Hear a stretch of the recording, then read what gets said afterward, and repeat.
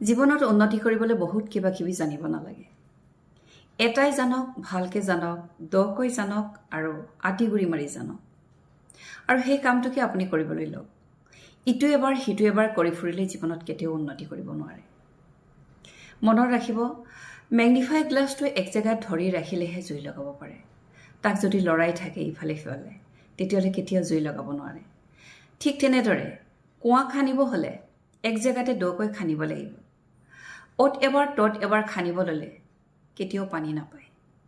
গতিকে আপুনি যি জানে তাকেই কৰক, ভালকৈ কৰক, একেৰাহে কৰক, লাগি থাকক।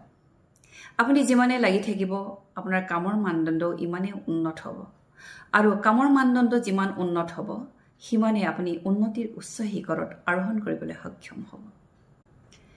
জীৱনত উন্নতি কৰিবলৈ বহুত কিবা কিবি জানিব নালাগে।